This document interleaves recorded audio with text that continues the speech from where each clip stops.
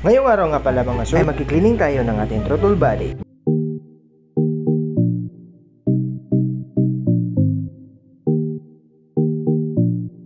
Ito na nga at atin na nga babaklasin si Poseidon. Huwag na nating patagalin pa to at magpapatumpik-tumpik pa.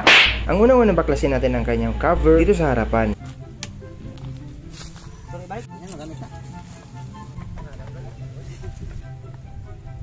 At ito na nga at tatanggal na ang kanyang cover sa harapan ni Poseidon. Kaya na naman at isunod naman natin ang kanyang airbox cover ni Poseidon upang tayo ay hindi na matagalan pa.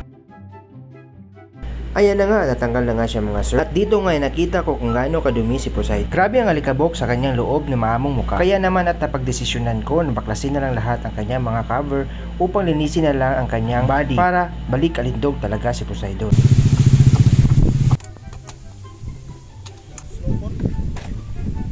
At ayan siya mga sir. Kung makikita nyo naman dito sa video, sobrang dumi na talaga niya. Kaya tama lang talaga ang ating desisyon na tanggalin at baklasin ang lahat ng kanyang cover upang masali ito sa paglinis natin. At ito nga pala ang ating gagamitin na product sa paglinis ng ating throttle body ngayon. Kobe Power Spray CVT and FI. Maganda itong gamitin at mabango pa. Kaya't simulan na nga nating tanggalin ang kanyang airbox ni Poseidon.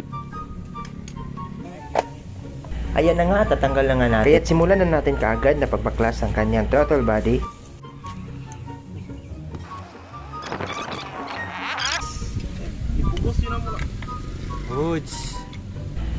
Ayan mga sir, ito na nga ang stock throttle body ni Poseidon. Kung makikita nyo, sobrang alikabok at dumi na niya. Kaya deserve niya talagang lininisin ngayon. Pero bago ito, uunahin ko na sa paglinis ang chassis ni Poseidon.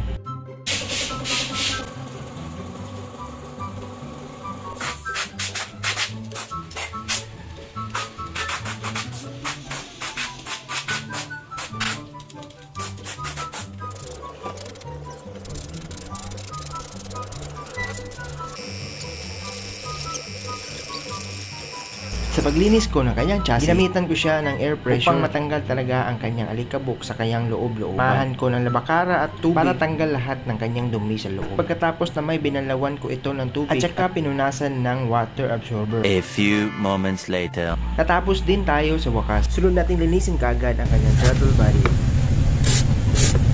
Okay. Napong ito ang cement. Tanggal na.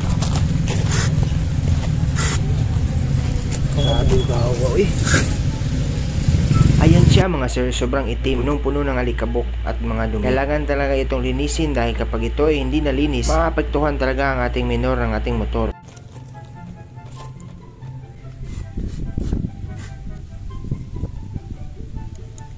Ito na nga at sobrang linis na niya mga sir. Ewan ko na lang kung hindi pagaganda ang minor ng inyong motor pagkatapos ng linisin natin ito.